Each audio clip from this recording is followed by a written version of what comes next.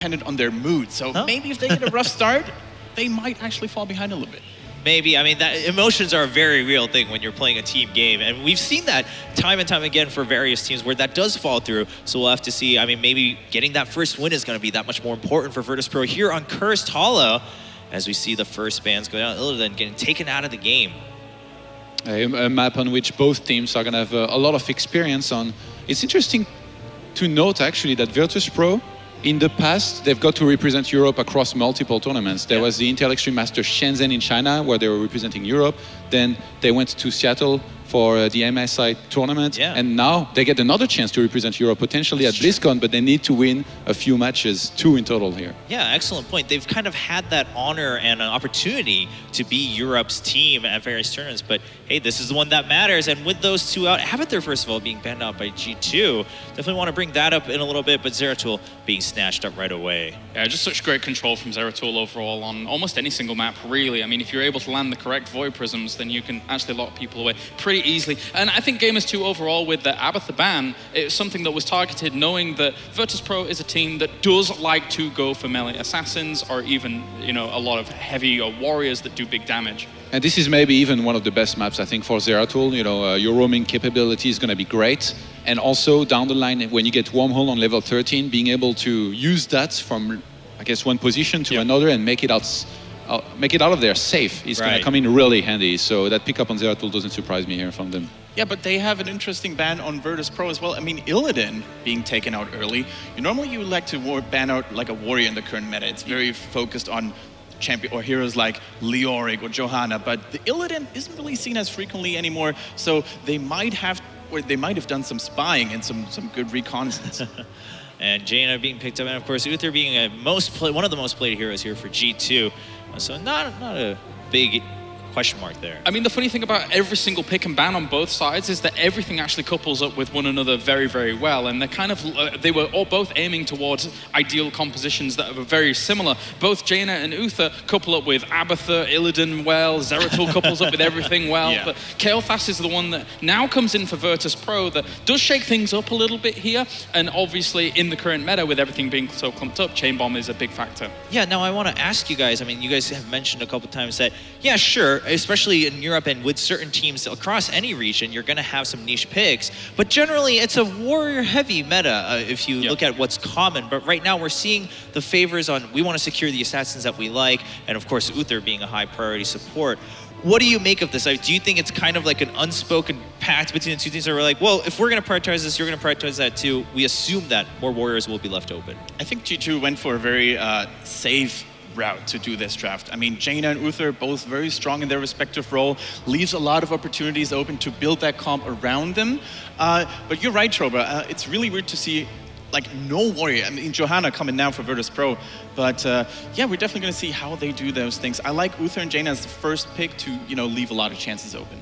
So far, it's actually pretty standard from Virtus.pro, which is unusual. Usually they're the ones, you know, mixing in something different, and I wouldn't be surprised if they spiced things up in the last 2 picks, potentially with something like maybe like a Sonya. Well, I think it's already got spicy. I'm thinking an unusual ban, Malfurion being a ban coming over here. There's a lot left on the table here. Malfurion is not generally the go-to ban, and interestingly enough, Virtus.pro from the Europe Opens to now the European Road to BlizzCon actually got a change up of role. Sevker is not the support anymore. It's actually unstable, so maybe he feels extremely confident on Malfurion, and they know that.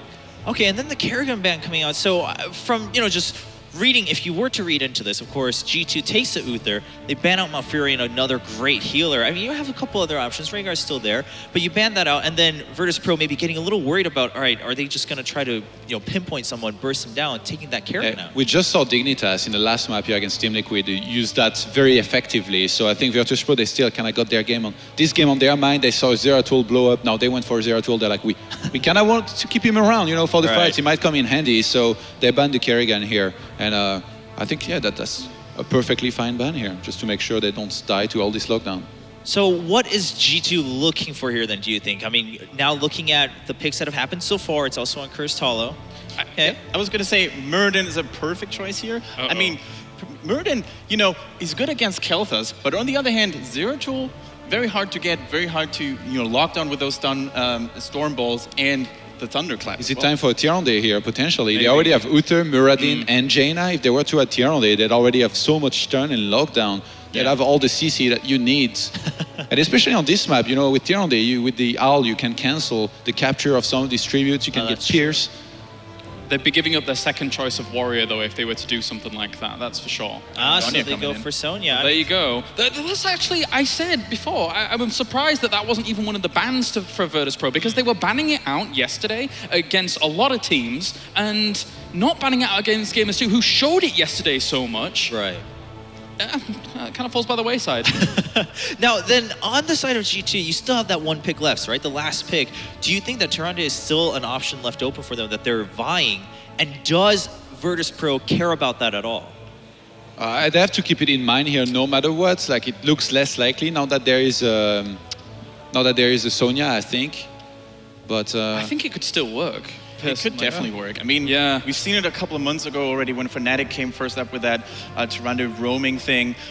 You have a lot of follow-up. You can even initiate those stun chains with Muradin, Sonya following up, Uther coming right behind, or the other way around. it just feels like too much. Is there ever too much stun, though? That's the question, thing. because we have a meta right now where crowd control and stun in particular reigns supreme. So powerful. Yeah. Very powerful. And Karazim was picked up here by Virtus.pro as their healer. So I think I mentioned this before, but Karazim from level 16 onwards, he has a talent that really will help a lot against this much stun and lockdown that removes them. I think it's called Soothing Breath, and that will come in really handy. But you have to hold on until level 16, which again is going to be the difficult part here. I wanted to talk about this. After seeing the Malfurion ban, I wanted to say that something that they could have potentially done was Vikings, because Malfurion against Vikings on this map with roots causes a lot of problems for Vikings in those condensed areas. And Vikings is not normally something we see in the meta. And basically, you have 3 heroes for the price of 1. Right. Which are able to split off. Most importantly on Cursed Hollow is soak the lanes. Get yourself a lot of experience, and then Longboat Raid is what you want to focus on in those level 10s, because it does a lot of damage. And Malfurion kind of out-heals Longboat Raid very, very well as well. So usually if your opponents can't have a Malfurion, like if you already have it yourself, it's even more encouraging to go for the Vikings. And G2, they have Backshake, who's a little bit... he's a replacement for ADRD, ADRD parted ways with them. Right. They replace him with another guy that's great at all these kind of heroes that not too many people play. So he's very good with the Vikings. Last but not least, we see the Karazim being picked up by Virtus.pro here. Karazim, we've talked about it during the last series. He has really risen in terms of popularity and overall combat effectiveness. And he does offer some really neat AoE healing as well. Breath of Heaven doing a lot of work. It's going to be interesting to see whether we will see a 7-sided strike. Not the greatest choice against the Vikings, in my opinion. No.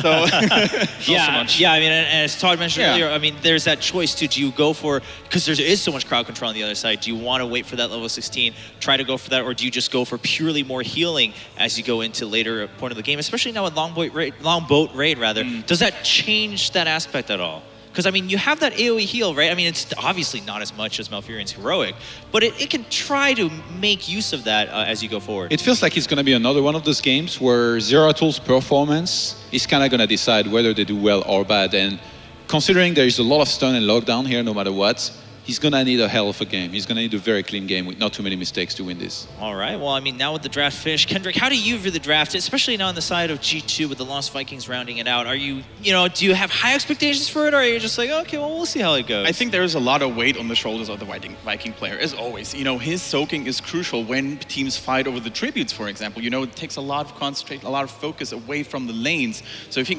can capitalize on that, get his team going in the early game, I think they can definitely do very well here.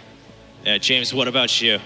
I'm just disappointed with myself that I didn't mention the Vikings after the Malfurion ban, because it made so much logical sense in my head. And, well, Gamers 2, Bauchek is normally who you see actually running that Vikings, and he's very, very good at it. I would just say just a slight shy down from where Vortex actually runs the Vikings. They can definitely have very good position in this game, despite saying I would say that Virtus.pro is the favorite in terms of strength. Composition-wise, I really like what Gamers 2 is doing here. Yeah, I mean, but, don't be too hard on yourself. Isn't that the lovely thing about Heroes of the Storm right now, is that really, quite frankly, you're not too surprised when any hero comes up, except maybe certain ones like Diablo. Oh, Murky, yeah. That's never going to happen. To be honest, like even before the draft started, I did say that these teams, and G2 in particular, they have some niche picks that's really specific Right. to them. And I was thinking of Vikings in particular, Vikings, Abather, even Asmodan. Backcheck is very good Asmodan, which is very rare. Not every team has somebody that can play an Asmodan very well. So, it makes sense. And at the end of the day, just this draft, I think they look beautiful. It's going to be really cool to see them. All right, ladies and gentlemen, we are finally ready for game 1 on Cursed Hollow between G2 and Virtus.pro. Who will take the lead, and will they be able to carry that momentum to possibly move into the semifinals? Let's find out on the casting desk with Grubby and Solid J. All right, guys. Well, we're getting ready for the second elimination match, and after yesterday's results, I think everybody's thinking this is VP's game to lose right now. Yeah, this is a rematch of the first game that they are playing in that they were playing in Group B, and Virtus.pro easily won with a 2-0 score.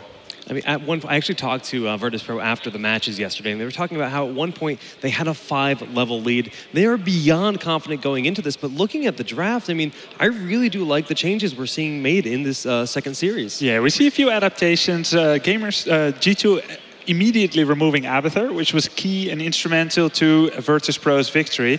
We also see that Gamers2 in their winning match against Fnatic, they had Sonya every single time, and they were granted Sonya again. Very excited to see how Ziku on that Sonya is going to continue those flanking maneuvers that he's been doing. All right, well, the game is loaded up here at Cursed Hollow. First game, this best of 3 series in the elimination match. And on the blue side, that's going to be G2. All right, Joey here on Muradin, Ziku on the Sonya, Niker on Jaina, Leo from Korea playing the trusty support, and Basek on the Vikings. And here on the right side, gonna have Sevka on Zeratul, Kunichan on Tyrael, Unstable on the Karazim, and we've got BKB on Johanna and Andy Lendy on the trusty Kael'thas. Everyone is gonna be headed for the middle here, perhaps in one big engagement, perhaps just taking their positions on the map. Yeah, so just looking at the early game talents, nothing really standing out of the ordinary. It's going to be Vikings picking up Bribe. That's really picked up a lot of steam in the style of Vikings ever since the changes. And it just gives you a lot of mobility in terms of like forcing your team to respond, right? It's a different kind of mobility. It's just map presence, really. And you force them to respond to the giant camp. If there's tribute in the top lane, you pick up the giants in the bottom, can be very beneficial. Yeah, I love that.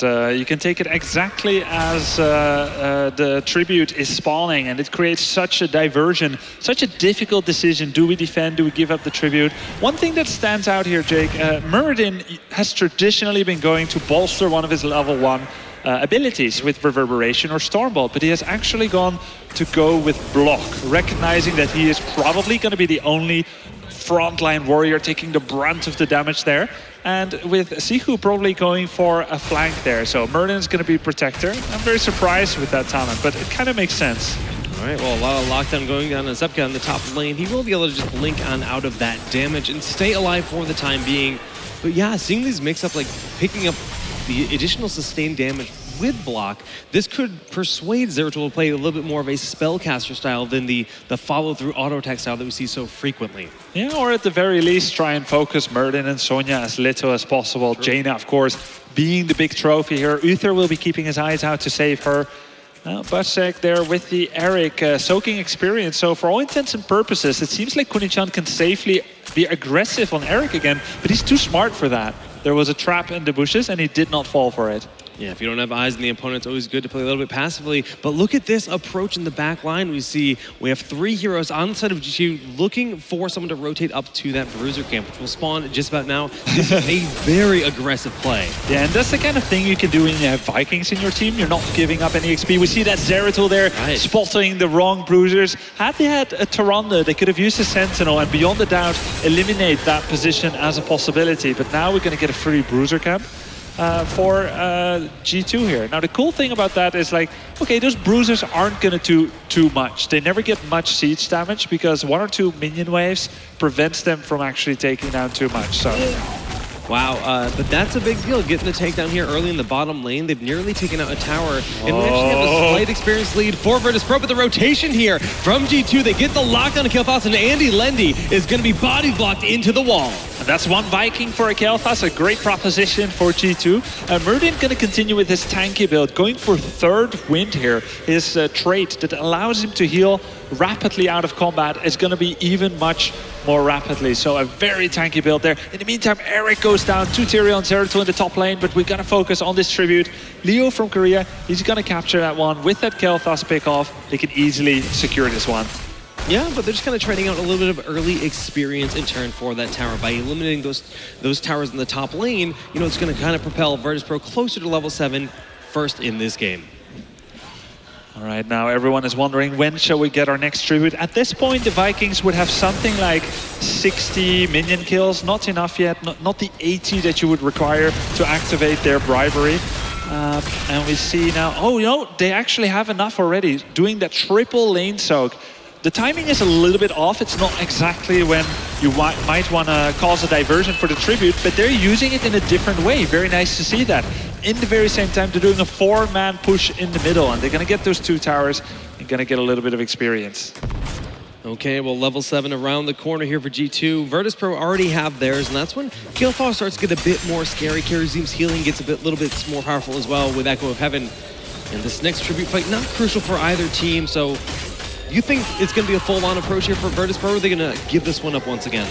I think Virtus.pro will try for it. They still got Tyrael up there. It's a 4 versus 4. None of the Vikings have come yet. Tyrael just went for a Hearthstone, so he's going to come here in short order. It's a short 4 versus 4, though. Keep in mind, the longer this takes for G2, the better, because they've got their Vikings spread out over all the 3 lanes, so they're going to be very disengaging. All they need to do is to poke away at the tribute, and this is a risky waste of time for VP here. They're going to go in hard now. Tyrael has arrived. They're going to get the damage on Joey. Burden goes down. A beautiful living bomb, just getting that takedown. Now they can force them all away. We see Leo very low. They're just buying time for BKB to capture the tribute. 1-1 on the table for both teams. Yeah, they had to make this happen really quickly, Virtus.pro, and they did do that. Taking out that Murden, who went for the tankiest build possible, but it could not withstand the concerted damage that Virtus.pro is piling on top of him. Okay, well, we do see Zeratul is rotating around, and he's going to, again, try to find that Eric out of position whenever possible. First, push this lane out, gather the experience for your team, because that ammunition, you know, is going to fall quite low with the Vikings pushing constantly, but then try to eliminate the Vikings as often as possible. He's a great counter to that hero. Yeah, I'm a little surprised he isn't looking for him. There we go, he blinked in and goes on Balog, takes him down immediately.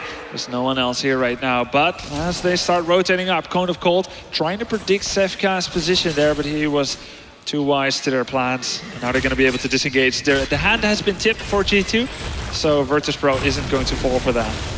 And just powering through this tower, it's going to get Virtus.pro so close to level 10, and that's going to be a very small window as this next tribute spawns here in the top portion of the battleground. Yeah, G2 is going to need about 20 seconds to get level 10 or so, so if they can keep off Virtus.pro just for 10 seconds off the tribute, they could potentially contest if they want to. However, Jake, I feel like oftentimes with Vikings, you want to get something like to level 12, 13 before you start bringing them together for their longbow raid team fights. Yeah, they don't have the same kind of efficiency, and you know what? Virtus.pro expects that to be the case. They get the tribute for free, and they're starting on the boss. And it's a little bit slow here for G2 to try to approach this. They're going to be there at the last few moments. Zeratul sees them coming. They're going to have to disengage. Johanna there plugs the gap and will try to stop their advance, but they've got to stop attacking the boss. Kunichan is still distracted attacking the boss. Yeah, it's a little bit greedy to try to do that. I mean, even with the Void Prison there, buying them a lot of time, but now that we see that G2 is trying to start the boss, they keep it leashed, and a lot of damage from that 7-sided strike, but Divine Fall, excuse me, the beautiful shield does get Joe out of there.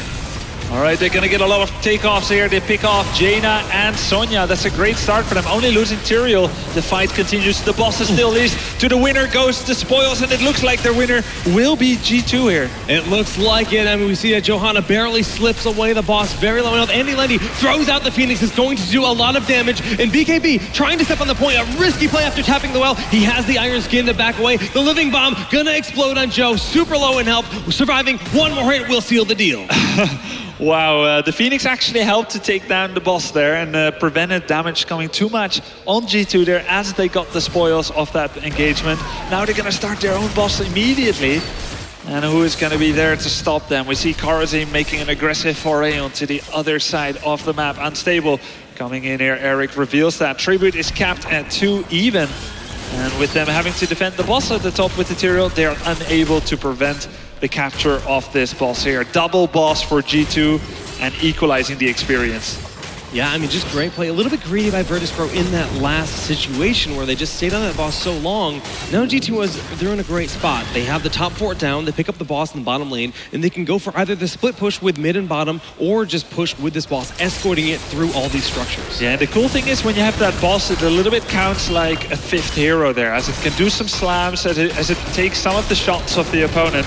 So they can actually afford to leave their Vikings to continue to soak the middle lane. They don't need to bring everybody here yet. They know that Tyrael's still at the top, so at the very worst, they have a 4 versus 4 G2, and maybe even a 5 versus 4.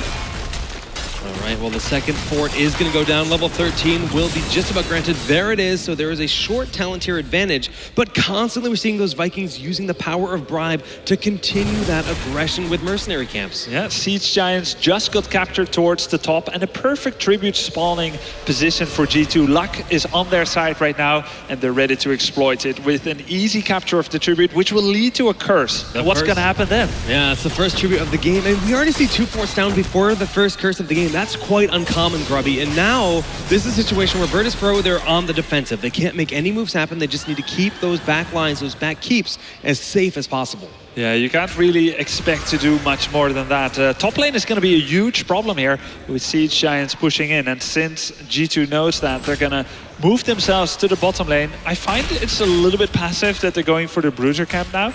Maybe not making full use of the curse. What do you think about it? Should they have tried to barrel into bottom keep? Yeah, press the issue. I mean, you know they have to defend all 3 lanes. If you put an extra presence, you force their response in a single lane, well, the curse will push out the top lane if you're in the bottom. So definitely an interesting call by Gamers 2. But another thing I want to point out is just the fact that Virtus.pro has kept up an experience. Versus Lost Vikings, they're down 2 forts, they're down a curse. They're really doing a great job just staying completely even in terms of that experience. Yeah, sometimes when you activate a curse in your favor, you actually lose XP because if you're not there to farm those low HP minions, you're not going to get them. And then the defender guarantees every single minion kill on the map.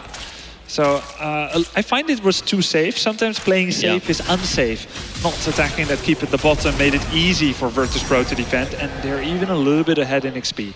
So even though Virtus.pro is down those 3 keeps, they are 1 tribute away from a curse. So this is a great spot, and they're going to find Eric. The Singularity Spike and the Cleave, just about enough for the takedown, but no, go, getting Eric on out of there. Yeah, and everyone goes for a Hearthstone. This is a good move by G2. They knew where the opponent are. They're going to get 2 towers, maybe 1, and then go back. I think that's a wise withdrawal.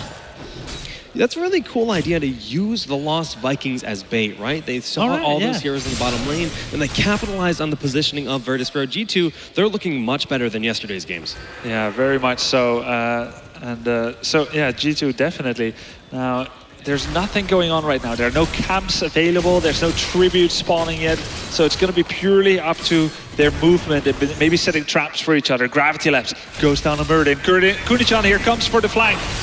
And a lot of damage being thrown out with the 7-sided strike. We see how low he is, barely stepping into that Void Prison to stay alive. Divine Shield using the backline of Sonya. A bit of a misplay there. And now the Gravity Lapse onto Leo from Korea. We'll be able to back behind that wall. 2 heroes going down, one of them being a Viking. Wow, Murden took like 40% damage there from the 7-sided strike. That was devastating on him.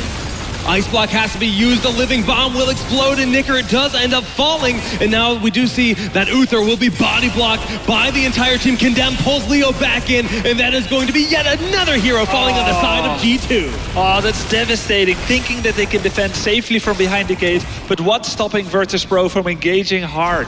G2 there, too complacent, and this is probably going to give a keep kill.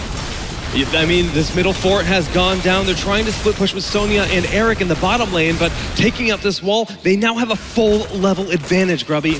Yeah, meantime, the Vikings are still soaking XP, so they do have that level 16 talent, and they're pushing a little bit, but here comes the tribute. They're definitely going to be able to capture that, and on the back of that, 2 bosses are going to be available. There's so many ways that Virtus.pro can play this, that G2 is going to have difficulty exactly deciding what to do.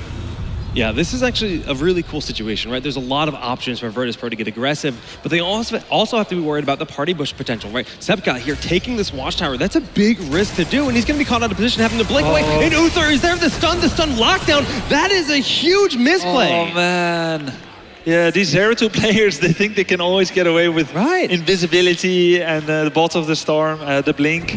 So suddenly what looked like they had all these options, it's now all thrown away. And it's G2 that's getting aggressive in the offensive side of the boss. Note that he didn't even use VP to save himself. Like, he could have tried and failed, but at least he still has the cooldown. But this is terrible now. Lots of damage there on Joey and Sonya from the 7-sided strike. Avatar is completely stuck. He was only running in this fight, and suddenly it's a 4 versus 4. Just tearing through the entire team. 4v5. They are just going to flip this fight. Uther trying to keep the Sonya alive, but the damage is too much. Will end up falling in Nicker, the last remaining hero other than the Vikings. One more hit will do it. Unstable just needs to use that plank. Just trying to buy some time. Tyrael casually threw a sword there, ending Jaina's life, and pause on losing that life. Now they're going to go for the keep first and foremost, and after that they can get the boss. A 4 versus 5. They did not need Zeratul for this engagement. And due to the fact that G2 tried to roam around and collect, of course, that boss, they just let the curse push itself in. That's why we saw that middle keep so very low, end up falling in that situation. All right, now finally this boss, kind of a cursed place, no pun intended, for both teams. Every time they tried it, they were not able to get it. But now finally, a more safe approach. Virtus.pro is going to get it. And you can notice that they're only letting 2 heroes finish that boss. They're going to rotate to get some mana kill phases, and the 2 warriors are going to come quickly to the other side and prevent any capture simultaneously of the other boss. And now that we're going towards the extreme late game too, just thinking about the team fights in these situations where you're fighting over a boss, they have holy ground. So if there's a situation where G2 goes too far forward, they can be locked in place, have to fight a very scary composition with Circle of Life, the big heals, of course holy ground holding you in place.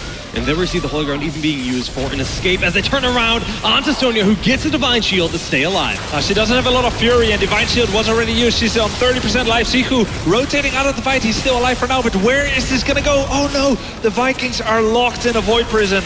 And now it's Nicker getting blown up, followed by Sizu. The longbow raid used in desperation, but it looks like another dominant fight for Virtus.pro as they eliminate the final 2 members. Yeah, very nice zoning there with that holy ground on the left position, isolating out Sonya, making the Divine Shield be used too early. And off the back of this should be an easy finish game by Virtus.pro. They can go through the middle and end now. I'm not sure why they're going for the boss. Yeah, a little bit passive play for sure, but I just want to harp on the point that we talked about this earlier. If you can force out a Divine Shield strictly from the 7-sided strike, it's so worthwhile. That's the win. And that fight is the perfect example of that situation. Very much so, very much so. Sonya there trying to get some kind of flank, but didn't work out how it worked out yesterday. And now they're going to Hearthstone for some mana. Possibly felt they could not finish the game yet because they didn't have enough mana on their heroes. You know, I'm completely okay with them playing safe in this situation. They have the stronger late game composition. It's shown off so far. Top keep is almost down. Just go back, refill those tanks of mana and health, and move yourself back onto the battlefield. Yeah, they know that they're going to fight for another 1 or 2 objectives with the level 20, the Storm tier talent advantage against G2. This boss is going to push. They can take the Bruiser camp here for G2, and if they're lucky, they can maybe even set a trap. Actually, they're going to still push in with that boss, which is still quite healthy. 50%, they're going to push in hard here. In comes Johanna with the Condemn, trying to kill some minions, maybe some heroes. And Zeratul nicely finishes off that top keep. Beautifully done. Zeratul will now make his way down to the bottom lane, sneaking through the base in this situation. They have to worry about the big Void Prison setup. All the heroics are now off cooldown for Virtus.pro, and getting this final keep means they can look to find a misplay on the side of G2. Now, do they want to push in hard here? They're up 2 levels and a talent, but there's no more boss. They have a nice minion wave, though, the Siege Giants, but generally it's a very risky proposition to push into the enemy core 5 versus 5. Yeah, so far, they're sharking around, though. If they can see somebody that steps out of line, yeah, that's exactly what they want to do. Just okay. Looking for opportunities, yeah? All right. Note that Karazim actually picked up 11-sided strike, so any tank that gets caught out of position is going to get blown up real easy. And this is such a tough spot to be in. G2 now does not have the Storm talents for another half a level. That's why you're seeing them trying to make the play. The 11-sided strikes go up and blow up Sonya very quickly. If they can get another takedown, they'll surely be able to win this fight. Still fighting on the core, a dicey situation. And with the beautiful Condemn pulling them in, we see Jawei taking a lot of damage. Beautiful VP locking them out. And they're secluding Leo, who has to use Divine Shield on himself. Yeah, wonderful sanctification there by Tyrael Kuni-chan, making everyone invulnerable and clustering around those heals from Karazim.